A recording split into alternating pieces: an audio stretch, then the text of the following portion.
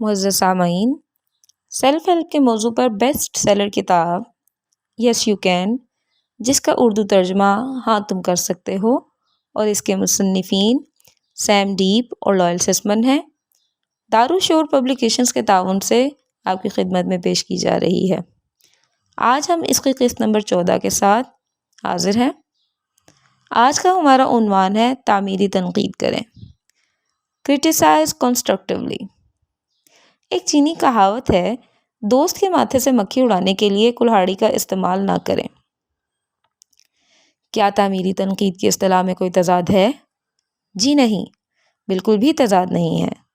تنقید کسی شخص کو مٹا دینے کی بجائے اس کو ترقی کی راہ پر ڈال سکتی ہے، اور اس کی قدر میں کمی کی بجائے اس میں اضافہ کر سکتی ہے۔ کیا آپ ایسی تنقید کر سکتے ہیں جو دوسروں میں دفاع کی حالت کو کم سے کم کرے اور کارکردگی بڑھانے کے لیے ان کی حوصلہ افزائی کرے؟ ہاں، تم کر سکتے ہو۔ آئیے دیکھتے ہیں کہ اس ضمن میں کن اقدامات سے فائدہ اٹھایا جا سکتا ہے۔ نمبر 1، تنقید اور نکتہ چینی سب کے سامنے نہیں، علیحدگی میں کریں۔ نمبر 2، شاید آپ یہ جاننا چاہیں گے کہ مذکورہ شخص کو آپ کا رد عمل درکار ہے یا نہیں۔ اس سے پوچھیں، کیا تمہیں اس بارے میں ایک اور رائے درکار ہے؟ یا یہ دریافت کریں، کیا تم یہ جاننا چاہتے ہو کہ اس بارے میں میرے محسوسات کیا ہیں؟ نمبر 3، کسی قسم کی تنقید کرنے سے پہلے اپنی جذباتی کیفیت کا جائزہ لیں۔ طیش، بے عزتی محسوس کرتے ہوئے اور نا انصافی پر آپ تعمیری تنقید نہیں کر سکتے۔ نمبر 4، کام خراب کرنے والے کی بجائے خراب کام پر تنقید کریں۔ گناہ اور گناہ گار کو الگ الگ رکھیں۔ جو کچھ ہوا یا دیکھا صرف اس پر بات کریں۔ اس شخص نے جو کچھ کیا اس کی بجائے جو کچھ ہوا اس پر توجہ دیں۔ تم کے الفاظ کے استعمال سے گریز کریں۔ نمبر 5، بتائیں کہ طرز عمل میں کیا خاص خرابی ہے، اس سے ادارے، ٹیم، خود اس کی ذات اور آپ پر کیا منفی اثرات مرتب ہوں گے۔ نمبر 6، یہ معلوم کریں کہ آخر اس نے ایسا کیوں کیا، شاید اس کے پاس یہ سب کرنے کی کوئی معقول وجہ ہو۔ نمبر 7، اسے بتائیں کہ مستقبل میں آپ اس سے کس قسم کے رویے کی توقع رکھتے ہیں، اسے اپنے طرز عمل کو درست کرنے کا حل بھی بتائیں۔ بہتر ہے کہ حل اس سے خود ہی بتانے دیں۔ اس سے پوچھیں کہ اس ضمن میں اس قسم کی حرکت کے مستقبل میں وقوع پذیر نہ ہونے کے لیے کیا کرنا پڑے گا۔ نمبر 8، اصرار کریں کہ مذکورہ شخص طرز عمل میں بہتری لانے کی حکمت عملی پر عمل کرنے کا عہد کرے، آپ بھی اس سے تعاون کرنے کا عہد کریں۔ نمبر 9، تعاون کرنے پر اس کا شکریہ ادا کریں اور مستقبل کے بارے میں پر امیدی کا اظہار کریں یا اس کی کارکردگی کے مثبت پہلو کی تعریف کریں۔ نمبر 10، تنقید اور سرزنش کے کرنے کے بعد تا دیر وہاں نہ رکیں، کہیں موضوع ہی تبدیل اور سرزنش کا اثر زائل ہو جائے۔ ہمارا اگلا موضوع ہے احسن طور پر کارکنوں کی کارکردگی جانچیں، evaluate performance effectively. Edwards Deming کا کہنا ہے، امریکی کمپنیوں کے 80% مینیجر پورے اعتماد کے ساتھ ان آسان سوالوں کے جواب نہیں دے سکتے کہ ان کی ذمہ داریاں کیا ہیں، کس چیز کی اہمیت ہے اور ان کی کارکردگی کیا ہے۔ کارکنوں کی سالانہ جائزہ رپورٹیں مینیجروں کے لیے بہت ہی مایوس کن ذمہ داری اور کارکنوں کے لیے بہت ہی اضطراب کا باعث ہوتی ہے۔ تاہم جائزہ رپورٹیں لکھنے کا کام بہتر طور کیا جا سکتا ہے۔ آپ ان رپورٹوں کو کارکنوں کی کارکردگی بڑھانے کے لیے بھی استعمال کر سکتے ہیں۔ کارکن ان رپورٹوں کو کوچنگ کے ایک بیش قیمت موقع کے طور پر دیکھ سکتے ہیں۔ ہاں، تم کر سکتے ہو۔ آئیے دیکھتے ہیں کہ کارکنوں کی کارکردگی جاننے کے لیے ہم کن اقدامات سے فائدہ اٹھا سکتے ہیں۔ نمبر 1، امیدوار کا انٹرویو کرتے ہوئے اور اسامی کے تعارف کے دوران انہیں کارکردگی جائزہ فارم دکھائیں تاکہ وہ آگاہ رہیں کہ ان سے کارکردگی کے حوالے سے کیا توقعات کی جا رہی ہیں۔ نمبر 2، پورے سال کے دوران ان کی کارکردگی کے بارے میں اپنا رد عمل دیتے رہیں تاکہ اختتام سال کارکردگی کا جائزہ کا متن ان کے لیے حیرانگی کا باعث نہ ہو۔ تعریف و تنقید کو صرف رسمی اجلاسوں کے لیے بچا کر نہ رکھیں، سال کے دوران 2 یا 3 بار کارکردگی کا جائزہ لیں۔ نمبر 3، ماتحت کی کارکردگی کے جائزے میں آپ کا کردار ایک جج کی بجائے ایک کوچ کا ہونا چاہیے، یہ کام کرنے کی پہلے خود تربیت لیں۔ نمبر 4، کارکردگی کے حوالے سے بات چیت کے دوران ماتحت کو خوب بولنے کا موقع دیں، اسے اپنی تشخیص خود کرنے دیں، اس کی بات سنیں اور مزید وضاحت کے لیے سوال پوچھیں۔ نمبر 5، کارکردگی جائزہ فارم کو درجہ بندی نمبروں اور لیبل سے پاک کریں، مثلاً کمینڈیبل لائق تعریف کا لفظ نہیں ہونا چاہیے۔ کارکن صرف انہیں کو ذہن میں رکھتے ہیں اور کارکردگی کو بہتر کرنے پر توجہ نہیں دیتے۔ نمبر 6، جائزہ میں ماتحت کے لیے قابل بھروسہ کی صفت استعمال نہ کریں۔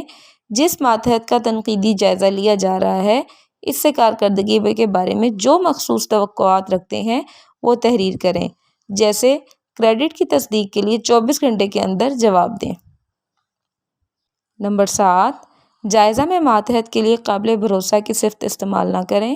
جس ماتحت کا تنقیدی جائزہ لیا جا رہا ہے اس سے کارکردگی کے بارے میں جو مخصوص توقعات رکھتے ہیں وہ تحریر کریں، جیسے کریڈٹ کی تصدیق کے لیے 24 گھنٹے کے اندر جواب دیں۔ اس بات کو یقینی بنائیں کہ تنقیدی جائزہ فارم کا نصف کارکردگی بہتر کرنے کے لیے عمل میں لائے جانے والے اقدامات کی منصوبہ بندی پر مشتمل ہو۔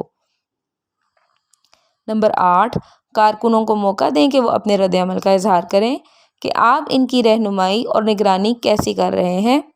نمبر 9، کارکردگی میں بہتری کی جانب پیش رفت کا جائزہ لینے کے لیے 1 ماہ بعد ایک اور اجلاس کریں۔ ہمارا اگلا عنوان ہے لوگوں کے درمیان تنازعات کو ختم کریں، resolve conflict among other. Saint Francis of Assisi کا کہنا ہے، اے خدا مجھے امن کا ذریعہ بنا دے، جہاں نفرت ہو وہاں محبت کے بیج بونے اور جہاں دل دکھے وہاں معاف کرنے کی توفیق دے۔ جب آپ کے ارد گرد کے لوگ تناؤ اور مقابلے کی وجہ سے ایک دوسرے کے گریبان پکڑنے لگیں تو آپ کو ان تنازعات کے حل کرنے کے لیے بہت دانش مندی سے کام لینا ہوگا۔ ایک ثالث کا کام آسان نہیں ہے، مگر آپ اس کردار کو نبھا سکتے ہیں۔ ہاں، تم کر سکتے ہو۔ آئیے دیکھتے ہیں کہ اس ضمن میں کن اقدامات سے فائدہ اٹھایا جا سکتا ہے۔ نمبر 1، تنازعات کو کم سے کم رکھنے کے لیے غیر مبہم دفتری پالیسیاں اپنائیں۔ ماتحتوں کی کارکردگی، ان کے حقوق، اخلاقیات، گاہکوں سے سلوک، تعاون، لباس، اسلحہ، منشیات، شراب یا دیگر قانونی اور جائز امور کے حوالے سے کسی قسم کی لچک نہ دکھائیں۔ نمبر 2، جب بھی آپ متحارب فریقین سے تنازع کے بارے میں علیحدگی میں بات کریں تو اگر آپ سمجھیں کہ بات چیت کا کسی فریق کے علم میں لانا ضروری ہے تو اسے آگاہ کریں۔ نمبر 3، جب بھی آپ فریقین کو اپنے دفتر میں بات چیت کے لیے بلائیں تو ان پر پہلے ہی واضح کر دیں کہ کوئی فریق آپے سے باہر نہیں ہوگا، بات چیت سلجھی ہوئی ہو اور ایک دوسرے پر الزام تراشی کے بغیر ہوگی۔ نمبر 4، آپ کسی کی طرفداری نہ کریں۔ دونوں فریقوں کو آپ پر یہ اعتماد اور اعتبار ہونا چاہیے کہ آپ غیر جانبدار رہیں گے۔ آپ کا کردار ایک جج کی بجائے سہولت پہنچانے والے کا ہونا چاہیے۔ نمبر 5، ان سے حقائق نکلوائیں۔ ایک فریق کو پہلے بولنے کا موقع دیں اور مداخلت کیے بغیر اس کی بات سنیں، پھر دوسرے فریق کو پہلے فریق کی بات کو اپنے لفظوں میں بیان کرنے کے لیے کہیں۔ اس دور دوسرے فریق کی بات بھی سنی جائے گی جب تک فریقین اس بات پر متفق نہ ہو جائیں کہ تنازع کی وجہ کیا ہے، اس وقت تک بات چیت جاری رکھیں۔ نمبر 6، ایسا حل تلاش کریں جس پر آپ تینوں متفق ہوں۔ اگر آپ دونوں فریقین کے تجویز کردہ حل سے متفق ہیں تو اس کو لاگو کریں، اگر آپ متفق نہیں تو اپنا حل پیش کریں۔ نمبر 7، اگر ان میں سے ایک فریق کی ہار یقینی ہو تو اس کو اپنی عزت بچانے کا موقع دیں، اس کو یہ باور کرائیں کہ اس کا تعاون آپ کے لیے کتنا اہم ہے۔ نمبر 8، پیش کیے گئے حل کی کامیابی کی نگرانی کریں، اگر پھر مداخلت کرنے کی ضرورت پڑے تو کریں۔ ہمارا اگلا عنوان ہے تبدیلی کو ممکن بنائیں، make change happen. Robert F Kennedy کا کہنا ہے، تاریخ کا دھارا موڑنے کی عظمت بہت کم لوگوں میں ہوتی ہے، تاہم ہم سب واقعات کو بدلنے کے لیے کچھ کام کر سکتے ہیں اور ان تمام کاموں کے مجموعہ سے ہماری نسل کی تاریخ رقم کی جائے گی۔ فیوچر شاک، جس کی کبھی مصنف ایلون ٹافلر نے پیشن گوئی کی تھی، آ گیا ہے۔ ہماری بے ثبات دنیا میں جو لوگ ترقی کرتے ہیں وہ تبدیلی کو ایک مثبت قوت کی حیثیت سے قبول کرتے ہیں اور دوسروں کو بھی اس تبدیلی کو قبول کرنے کے لیے قائل کرتے ہیں۔ جو لوگ تبدیلی سے خوفزدہ ہوتے ہیں یا دوسروں کو نئی سمت میں لے جانے میں ناکام رہتے ہیں، وہ جدید اداروں کی ناپائیداری سے کچل دیے جائیں گے۔ آپ کم سے کم مزاحمت کے ساتھ لوگوں کو اس فائدہ مند تبدیلی کے ساتھ نباہ کرنے پر آمادہ کر سکتے ہیں۔ ہاں، تم کر سکتے ہو۔ آئیے دیکھتے ہیں کہ اس ضمن میں کن اقدامات سے فائدہ اٹھایا جا سکتا ہے۔ نمبر 1، مزاحمت کا سامنا کرنے کے لیے تیار رہیں۔ لوگ کسی اہم چیز کو کھونے کی وجہ سے تبدیلی سے خوفزدہ ہو جاتے ہیں، یا یہ خوف اس لیے بھی ہوتا ہے کہ ماضی میں تبدیلی سے ان کو کچھ حاصل نہیں ہوا ہوتا۔ لوگ اس تبدیلی کے بارے میں جو خدشات اور تشویش ظاہر کریں گے، ان کی ٹھیک ٹھاک پیشن گوئی کریں گے۔ نمبر 2، یہ نہ سمجھیں کہ تبدیلی کے خلاف مزاحمت کرنے والے احمق یا ڈھیٹ ہیں۔ ان کے خدشات کے ادراک کے لیے خود کو ان کی جگہ پر رکھیں، یوں آپ بہتر طور پر ان کے اندیشے دور کرنے کے قابل ہوں گے۔ نمبر 3، جب کبھی ممکن ہو، ماتحتوں کو تبدیلی کو قبول کرنے اور اس کی حکمت عملی بنانے کے عمل میں ان کو شامل کریں۔ نمبر 4، جو بھی تبدیلی آنی ہے اس کی تفصیلی وضاحت کریں، اس کی منطقی دلیل دیں۔ یہ بھی بیان کریں کہ ماتحتوں کا کیا کردار ہوگا اور اس کے کیا اثرات مرتب ہوں گے۔ ملازمین اور ادارے کو جو فائدہ ہوگا اس کو بیان کریں۔ نمبر 5، ماتحتوں کو کھل کر اپنے جذبات کا اظہار کرنے دیں۔ اپنی رائے دیے بغیر ان کی بات سنیں، ان کے اندیشوں کو تسلیم کریں، ان پر تنقید یا ان کی بے عزتی نہ کریں۔ ملازمین کو بتائیں آپ ان کے خدشات کو کیسے دور کریں گے۔ نمبر 6، تبدیلی لانے کے لیے انتظامیہ کے عزم کا اظہار کریں۔ اس تبدیلی کو نافذ کرنے کے لیے اپنے حصے سے بڑھ کر کام کریں اور قربانیاں دیں۔ نمبر 7، تبدیلی کو جگہ دینے کے لیے وسائل دوبارہ مختص کریں اور ادارتی ہم آہنگی پیدا کریں۔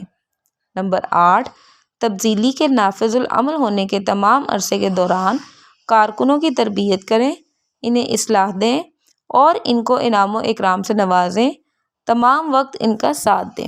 ہمارا اگلا عنوان ہے دوسروں کی خودداری کو بڑھائیں، increase the self esteem of others۔ کسی نامعلوم مصنف کا کہنا ہے، سب سے بڑی اچائی یہ نہیں ہے کہ ہم اپنی دولت میں لوگوں کو شریک کریں، بلکہ یہ ہے کہ ہم ان کی خوبیوں اور صلاحیتوں کو اجاگر کریں۔ آپ کے بہترین ملازمین اپنی صلاحیتوں کا درست ادراک نہ رکھنے کے باعث ہو سکتا ہے کہ اپنی بہترین کارکردگی کا مظاہرہ نہ کر پا رہے ہوں۔ منفی ادراک ذات کے باعث اپنے آپ کو روکنے والے ان ماتحتوں کو آپ پرجوش بنا سکتے ہیں۔ ہاں، تم کر سکتے ہو۔ آئیے دیکھتے ہیں کہ اس ضمن میں کون سے اقدامات قابل تحسین ہو سکتے ہیں۔ اپنے ماتحتوں کی پیشہ ورانہ ترقی کے لیے جرأت آمیز اور خاص اہداف مقرر کرنے کے لیے ان کی معاونت کریں۔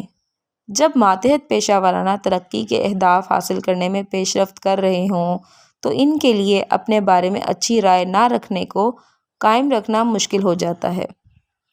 نمبر 2، انہیں اپنی کامیابی کو نظر انداز یا بالکل رد نہ کرنے دیں۔ ان کی کامیابیوں کو مضبوط تحریر میں لا کر ان کو دکھائیں۔ نمبر 3، جب بھی وہ کسی اہم کام کی تکمیل کریں تو ان کا ذاتی طور پر شکریہ ادا کریں۔ نمبر 4، جب بھی آپ کا کوئی اعلیٰ افسر، ساتھی افسر یا کوئی گاہک آپ کے ماتحتوں کی تعریف کرے تو اپنے ماتحتوں کو بتائیں کہ فلاں فلاں نے آپ کی تعریف کی ہے۔ نمبر 5، اپنے اعلیٰ افسروں کی حوصلہ افزائی کریں کہ وہ آپ کے ماتحتوں کی کامیابیوں کا نوٹس لیں اور ان کو شاباش دیں۔ نمبر 6، ماتحتوں کو یہ بتلائیں کہ ان کے کام سے دوسروں کو کیسے فائدہ پہنچ رہا ہے، یوں وہ خود اپنے اور اپنے کام کے بارے میں اچھا محسوس کریں گے۔ ان کو ایسے کام دوبارہ تفویض کریں جن سے دوسروں کو فائدہ پہنچے۔ نمبر 7، اپنے ماتحتوں کے لیے دوسرے مثبت سوچ رکھنے والے اور خود اعتماد لوگوں کے ساتھ کام کرنے کے مواقع کا بندوبست کریں، یوں ان میں انہی جیسا جذبہ پیدا ہوگا۔ نمبر 8، اپنے ماتحتوں سے کام کے حوالے سے تجاویز اور مدد طلب کریں۔